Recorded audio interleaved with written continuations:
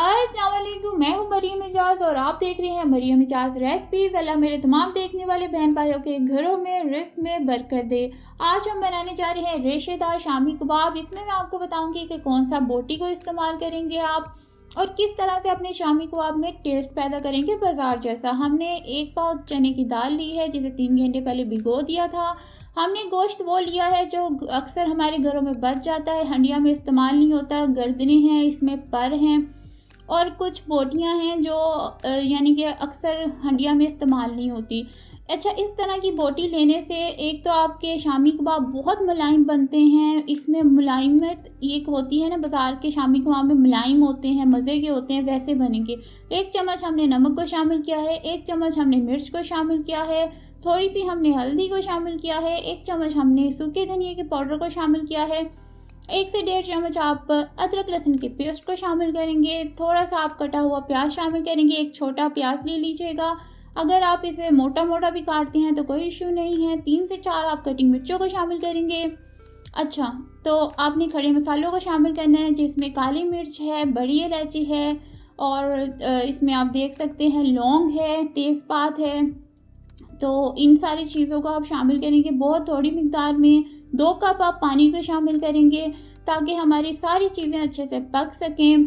तो जैसे ही ये उबलने लग जाता है, हमने ढक्कन दे दिया है, तो इसे इसे आप डोई की मदद से हिला लीजिएगा और फिर आप मीडियम फ्लेम में इसे 30 से 40 मिनट पकने दीजिएगा। जैसे ही पक जाता है ये देख लीजिए लुक इसका कैसा हो गया है, सारी चीज़ें गल चुकी हैं। अब इसके अंदर से हम बोटियाँ अलग कर लेंगे क्योंकि हम जो बोटियां हैं उसके हड्डियां को अलग करेंगे और बोटियों को अलग करेंगे। जो खड़े मसाले हैं नज़र आए आपको वो भी निकाल दीजिएगा। बोटियां बहुत ज़बरदस्त गल चुकी हैं और अब इसके यानी कि हड्डियों को अलग करेंगे। चैनल पे नहीं है तो चैनल को सब्सक्राइब कर लीजिएगा। तो हमने इनको अलग कर लिया है, अब शामिल करेंगे इसमें। अच्छा, इस स्टेज में भी आपने चूल्हे की आग को जलते रहने देना है क्योंकि अभी इसमें मज़ीद पानी है। तो यहाँ पर एक टिप ये है कि आपने इसे ब्लेंडर की मदद से ब्लेंड नहीं करना, आपने इसे घोटने की मदद से घोटिए। देखिए शामी कबाब कितने रेशेदार, कितने मुलायम और कितने मज़े के अभी से लग रहे हैं। ठीक है, धनिए को शामिल कीजिए, हरे धनिए को। अब मैं आपको दिखाती हूँ कितने रेशेदार हैं।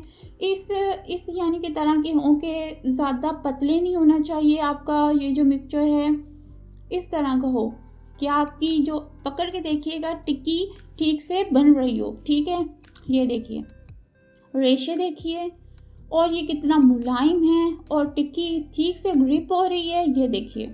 ठीक है, यहाँ पर हमने 1 अंडा लिया है जिसे हमने फेंट लिया है। यहाँ पर एक टिप मैं आपको ये बताती चलूँ, जब भी आपने अंडा फेंटना है ना टिक्कियों के लिए, तो 2 चम्मच उस अंडे में पानी को शामिल कर देना है, तब आपने फेंटना है। तो माशाल्लाह से बहुत अच्छे से ग्रिप होगा अंडा पूरी आपकी टिक्की में और बहुत प्रोफेशनल और बहुत मज़े की टिक्की बनेगी। ये देखिए कैसी लुक आ रही है, बहुत प्यारी। और कितने सस्ते में ये टिक्कियाँ बन चुकी हैं।